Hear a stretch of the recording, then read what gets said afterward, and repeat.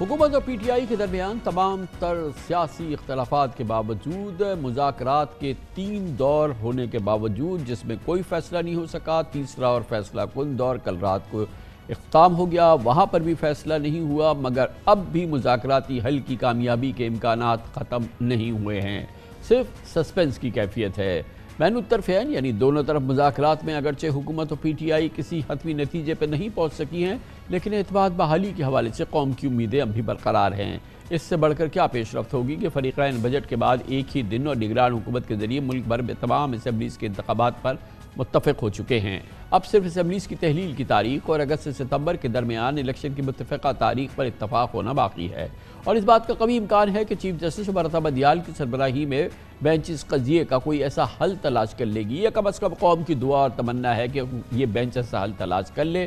اور الیکشن کی کوئی ایسی تاریخ دے دے اور ایک ایسا آئینی لاہے عمل تجویز کر دے جس کے نتیجے میں آئین، سپریم کورٹ اور تمام سیاسی جماعتیں سرخرو ہو جائیں۔ گویا بادی النظر میں قوم کو جلد سپریم کورٹ سے اطمینان کی خبر ملنے کی خواہش ہے اور دعا ہے۔ آج پی ٹی آئی نے پنجاب میں 14 مئی کو الیکشن کے حوالے سے درخواست دائر کر کے سپریم کورٹ سے باضابطہ رجوع کر لیا۔ پی ٹی آئی کی مذاکراتی ٹیم کے سربراہ مخدوم شاہ محمود قریشی نے کل بات چیت کے تیسرے راؤنڈ کے بعد میڈیا گفتگو میں کہا تھا کہ قومی اتفاق رائے کی خاطر پی ٹی آئی نے لچک کا مظاہرہ کیا، جن امور پر اتفاق نہیں ہو سکا ان پر پیش رفت کے لیے اب ہم سپریم کورٹ جائیں گے۔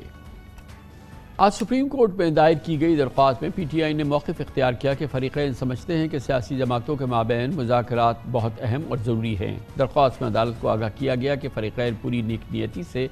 ایسا حل تلاش کرنے کی کوشش کر رہے ہیں جو آئین و قانون کے دائرے میں ہو، اور اس کے بعد تمام جماعتیں الیکشن کے نتائج قبول بھی کریں۔ اتفاق کی بات ہے کہ حکومت کی مذاکراتی کمیٹی کی جانب سے وزیر خزانہ اسحاق ڈار نے بھی کل صرف الیکشن تاریخ عدم اتفاق کے علاوہ کم و بیش کچھ ایسی ہی خیالات کا اظہار کیے جو مخدوم شاہ محمود قریشی نے کیے تھے۔ آج پی ٹی آئی نے سپریم کورٹ میں دائر درخواست میں 4 تجاویز پیش کی اور فریقین کے درمیان ان پر تحریری معاہدے کی سفارش کی، جن کے مطابق ایک ہی روز ملک بھر میں انتخابات کے لیے 14 مئی یا اس سے پہلے تمام اسمبلیز تحلیل کر دی جائیں۔ اسمبلیز کی تحلیل کے 60 روز کے اندر یعنی جولائی کے دوسرے ہفتے میں الیکشن کرائے جائیں۔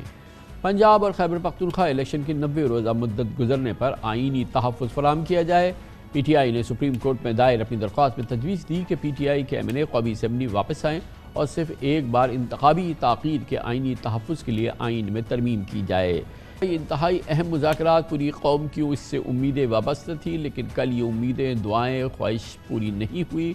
فریقین نے کوئی نتیجہ قوم کے سامنے نہیں رکھا، اس کا کوئی مذاکراتی حل سامنے نہیں آیا اور یہ تمام معاملہ اب سپریم کورٹ آف پاکستان میں پہنچ گیا ہے۔ اس موضوع پہ مزید بات کریں گے۔ پاکستان تحریک انصاف کی مذاکراتی ٹیم کے انتہائی اہم رکن سینئر نائب صدر جناب فواد چودھری ہمارے ساتھ موجود ہیں۔ بہت بہت شکریہ فواد چودھری صاحب، آپ نے ہمیں جوائن کیا ہے۔ یہ فرمائیے گا کہ مذاکرات تو کچھ لو اور کچھ دو کا کام ہوتا ہے، کہ گیو اینڈ ٹیک ہوتا ہے، اور ظاہر ہے اسی کو مذاکرات کہتے ہیں، مگر میں یہ جو آج آپ نے تحریری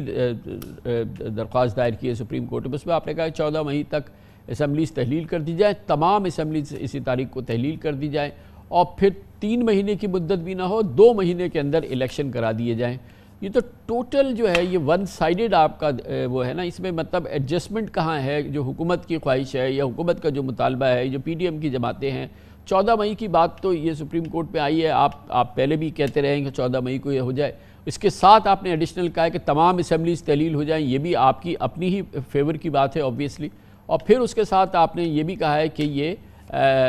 2 مہینے کے اندر الیکشن کرا دیے جائیں۔ تو یہ گیو اینڈ ٹیک والی تو پوزیشن نہیں لگتی ہوا صاحب؟ نہیں، گیو اینڈ ٹیک کی پوزیشن تو بہت بڑی ہے نا۔ دیکھیں، جو 2 بنیادی چیزیں ہیں، پہلی چیز یہ ہے کہ آئین کے تحت اس وقت جو پوزیشن ہے وہ پنجاب میں اور خیبر پختونخوا میں آئین کے تحت الیکشن ہونے ہیں، اس سے کوئی اور جو آپ سمجھیے کہ ایگزٹ یا کوئی اور راستہ یہاں ممکن نہیں ہے۔ لہٰذا جب حکومت یہ کہتی ہے کہ ایک دن میں الیکشن کروا لیں، اور ہم کہتے ہیں کہ ٹھیک ہے آپ ایک دن میں الیکشن کروا لیں، تو ہم حکومت کو بہت بڑی کنسیشن دے رہے ہیں، اور آئین کا جو موجودہ اس وقت کی جو اسکیم ہے ہم اس سے باہر نکل رہے ہیں، اور اس کے لیے ہم نے حکومت کو یہ تجویز دی کہ ہاں اس کے لیے ہمیں ایک آئینی ترمیم کریں گے، اور وہ بھی ہم آپ کے ساتھ جو ہے وہ کنٹریبیوٹ کر سکتے ہیں، کیونکہ پاکستان کے اندر نہ سپریم کورٹ سپریم ہے، نہ پارلیمنٹ سپریم ہے، پاکستان کے اندر آئین سپریم ہے۔ پارلیمنٹ سپریم ہوتی ہے جب 228 لوگ قومی اسمبلی میں اور 67 لوگ سینٹ میں ایک فیصلہ کرنے کے لیے اکٹھے ہو جاتے ہیں، پھر پارلیمنٹ سپریم ہو جاتی ہے، کیونکہ وہ آئین کو بدل سکتی ہے۔ لہٰذا اس صورتحال میں ہم تو حکومت کو یہ بہت بڑی کنسیشن دے رہے ہیں، اور اس کے اوپر تقریباً ایگریمنٹ جو ہے وہ ہوا ہے، جو میں سمجھتا ہوں کہ ایک بڑی کامیابی ہے ان مذاکرات کی۔ لیکن جس معاملے پہ جی تاریخ جو اہم معاملہ ہے وہ ہے تاریخ کا، اور تاریخ آپ کے علم میں ہے کہ ان مذاکرات سے پوری قوم کی سانسیں رکی ہوئی ہے کہ اس سے کوئی مذاکراتی حل نکل آئے، سپریم کورٹ بھی یہ چاہتی ہے، 23 کروڑ لوگ بھی یہ چاہتے ہیں کسی صورت سے۔ تو یہ سٹیکس اس کی بہت ہائی ہے، ہم بہت ہی قیامت کے دور سے گزر رہے ہیں، اور یہ مذاکراتی حل کی اور ایک ریزولوشن کی خبر آپ کو معلوم ہے پوری قوم میں جشن کا سما پیدا کر دے گی۔ اب اس میں کوئی زمین آسمان کا بھی فرق نہیں ہے، سالوں کا فرق نہیں ہے، 4 سے 6 ہفتے کا جہاں تک ہم دیکھ رہے ہیں فرق ہے۔ تو یہ تو سمٹنا چاہیے نا فواد چودھری صاحب، یہ تو کوئی اتنی بڑی بات نہیں ہے کہ الیکشن 4 ہفتے 6 ہفتے 7 ہفتے پہلے ہو جائیں یا 6 یا 7 ہفتے بعد ہو جائیں، یہ کوئی 7 مہینے یا 7 سال کی تو بات نہیں ہے نا۔ نہیں، بالکل آپ کی بات صحیح ہے۔ اب سے کچھ دیر پہلے میں دیکھ رہا تھا پارلیمان میں نوید قمر صاحب نے جو تقریر کی ہے وہ بھی بڑی حوصلہ افزا ہے، جہاں پہ انہوں نے پولیٹیکل پارٹیز کو یہ کہا ہے کہ آپ مذاکرات میں آئیں اور اکٹھے ہوں اور ایک طریقہ کار نکالیں۔ ابھی تک ان مذاکرات میں جو بنیادی ایک مسئلہ یہ آ رہا ہے کہ، اور میں نے پوچھا بھی ہے حکومت کے لوگوں سے کہ دیکھیے پاکستان میں ظاہر اسٹیبلشمنٹ ایک بہت بڑا پلیئر ہے، پاور پلیئر ہے، ابھی ہمیں یہ نہیں پتہ چل رہا کہ وہ مذاکرات کے اس عمل میں کہاں کھڑے ہیں، کیونکہ ہمارے ساتھ کوئی رابطہ ہے نہیں، اور اگر ان مذاکرات کو ایک پشت پناہی حاصل ہے یا ایکسنٹ حاصل ہے اسٹیبلشمنٹ کی، تو پھر معاملات اور آسان ہو جاتے ہیں اور ایک حل کی طرف زیادہ۔ لیکن معاف کیجئے گا فواد صاحب، یہاں میں روکوں گا، خاکم بداہن یہ کیسے ہو سکتا ہے کہ اس وقت قوم کس عذاب سے گزر رہی ہے، اب جو سیاسی فریقین ہیں وہ مذاکرات کر رہے ہیں، وہ ایک مذاکراتی حل ڈھونڈ رہے ہیں، وہ اس کے قریب جا رہے ہیں، اور آپ فرما رہے ہیں کہ ہمیں دلائیں کہ اسٹیبلشمنٹ جو ہے وہ اس کو سپورٹ کر رہی ہے۔ اسٹیبلشمنٹ سپورٹ نہ کیوں کرے گی؟ مطلب کیسے ممکن ہے کہ اسٹیبلشمنٹ سپورٹ نہ کرے کہ ایک مذاکراتی پرامن حل نکلے؟ یہ کیسے ہم سوچ سکتے ہیں کہ 23 کروڑ لوگ یہ چاہ رہے ہیں اور اسٹیبلشمنٹ یہ نہیں چاہ رہی؟ یہ کیسے ہو سکتا ہے؟ یہ کیسے تصور آ رہا ہے فواد صاحب؟ دیکھیں، خواہشات تو میری بھی یہی ہیں جو آپ کہہ رہے ہیں، اور ہونا بھی یہی چاہیے جو آپ کہہ رہے ہیں، لیکن جس طریقے سے ان مذاکرات کے درمیان پرویز الہی صاحب کے گھر کے اوپر حملہ ہوا، اور جس طریقے سے ان کی چادر اور چار دیواری کی بے حرمتی کی گئی، جس طریقے سے تحریک انصاف کے لوگوں کو اسلام آباد میں گرفتاریاں ہوئیں، اور اس کے بعد جو وفاقی حکومت کے وزراء جو ہیں وہ تو اب میڈیا کے اوپر آ کے بول رہے ہیں کہ ہمارا اس سے کوئی تعلق جو ہے وہ نہیں ہے۔ لہٰذا یہ جو آپ نے جو گفتگو کی ہے، میرا سمجھے کہ دل اس کے ساتھ ہے لیکن دماغ اس کے ساتھ نہیں ہے، جس کی وجہ سے جو ایک سمجھے کہ نتیجہ خیز ہونا چاہیے جس طرح سے مذاکرات کو، اس طرف جو ہے وہ تھوڑی ایک ہچ اچھا، جو ہے آپ وہ نے نظر آتی ہے۔ تھرو آؤٹ آپ لوگوں کا اور دوسری حکومتی ٹیم کا ایک دوسرے کے حوالے سے بہت ہی خوشگوار رد عمل سامنے آئے۔ آفٹر ایوری راؤنڈ، پہلا دوسرا تیسرا، کوئی شکایت نہیں، کوئی غصہ نہیں، کوئی یہ اظہار نہیں کہ یہ ہم سے جھوٹ بول رہے ہیں یا بدنیتی ہم دیکھ رہے ہیں، اور بڑا خوشگوار یہ پورا ماحول ہوا۔ یقیناً آپ نے بات کی ہوگی نا اسی مذاکراتی ٹیم سے کہ یہ چودھری پرویز الہی صاحب کے گھر میں اس طرح سے پولیس نے دھاوا بول دیا، اور پھر اس طرح سے اور جن واقعات کی آپ نے ذکر کیا ہے، ان تمام باتیں سامنے رکھی ہوں گی ان کے کہ بھائی آپ مذاکرات کر رہے ہیں، اس کے ساتھ آپ یہ کیا کر رہے ہیں، تو اس کا کیا جواب دے رہے تھے یہ لوگ؟ نہیں، انہوں نے تو کہا، بلکہ انہوں نے تو خیر میڈیا پہ بھی آ کے کہا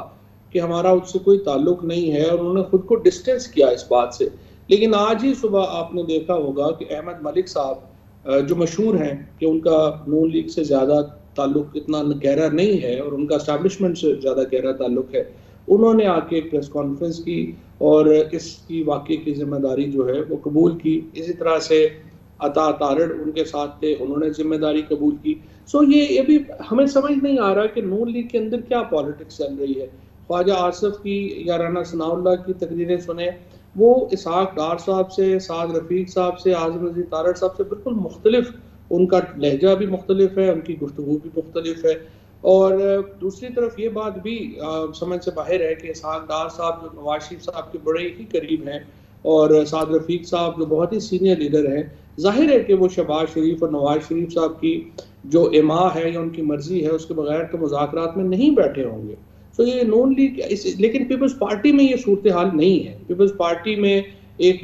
جو یوسف رضا گیلانی صاحب ہیں یا نوید قمر صاحب ہیں، ان کی ایک یگانگت نظر آتی ہے، اور کسی نے ان کی ٹانگیں کھینچنے کی اس طرح سے کوشش جو ہے وہ نہیں کی ہے. سو یہ ایک نون لیگ کی انٹرنل پالیٹکس تھوڑی سی سمجھ سے باہر ہے، اور اسی کی وجہ سے ہی کچھ جو ہے وہ ڈاؤٹس بھی ہیں. باقی میرا یہ خیال ہے ذاتی طور کے اوپر، آپ نے بالکل درست طور کے اوپر یہ کہا ہے کہ بہت لمبا چوڑا ڈیٹس میں فرق نہیں ہے، اور معاملات جو ہیں وہ حل کی طرف بھی جا سکتے ہیں. لیکن اب اور فوراً جو ہے اس میں چلیں اس مذاکرات کے کمرے میں نہیں ہوا، لیکن اب یہ معاملہ تو سپریم کورٹ میں آ گیا ہے نا، اور اب بہرحال سپریم کورٹ کا یہ کیس ہے، سپریم کورٹ کی تاریخ ہے، سپریم کورٹ کا ایک فیصلہ ہے حتمی، اور اس کا آخری فیصلہ سپریم کورٹ نے ہی دینا ہے. وہاں سے کوئی تاریخ ہو جائے تو پھر تو تمام فریقین کے لیے، یا وہاں سے کوئی اس کا ریزولوشن اگر سامنے آ جاتا ہے پھر تو اس میں کوئی دو رائے نہیں ہے نا. نہیں، ظاہر ہے سپریم کورٹ اگر اس میں انٹروین کرے گی اور سپریم کورٹ کوئی ڈیٹ کے اوپر بات کرے گی تو وہ پھر وہ تو ظاہر ہے کہ اس کے اوپر اصول مختلف ہوگی. لیکن جس طرح سپریم کورٹ نے پہلے بھی کہا کہ وہ اس سلسلے میں کوئی حکم نہیں دے سکتے، ان کی ایک سجیشن ضرور ہے، اور وہ سجیشن انہوں نے اسی لیے دی تھی کہ دیکھیے یہ جو معاملات ہیں، پارلیمنٹ کے پاس اختیار ہیں کہ وہ آئین کی دی گئی مدت کو تبدیل کر سکیں. سپریم کورٹ کے پاس یہ اختیار اس طرح سے نہیں ہے. وہ ایک بیر منیمم جا سکتے ہیں پرنسپل میں، لیکن وہ اس طرح کا اختیار ان کے پاس جو ہے وہ نہیں ہے کہ وہ الیکشن ہی جیسے اگلے سال پہ چلے جائیں یا دیر سے کر دیں یا کچھ کر دیں. کیونکہ پنجاب، اسی لیے ہم نے آج یہ بھی درخواست کیا سپریم کورٹ سے کہ جو نگران حکومتیں ہیں پنجاب میں اور خیبر پختونخوا میں، ان کی مدت ختم ہو چکی ہے، اور پاکستان کا ریکگنائز ہی نہیں کرتا ایک نامزدگیوں کے اوپر مبنی حکومت کتنے عرصہ رہے گی. لہٰذا ان کو ہٹا کے آپ ایڈمنسٹریٹرز مقرر کریں جو پنجاب اور خیبر پختونخوا میں چلائیں، جو آرٹیکل 187 کے تحت سپریم کورٹ کر سکتی ہے. سپریم کورٹ کے علاوہ کسی کے پاس یہ اختیار نہیں ہے، یہ جو ابھی ایک آئینی مسئلہ پیدا ہوا ہے اس کے حل کا. Thank you so much.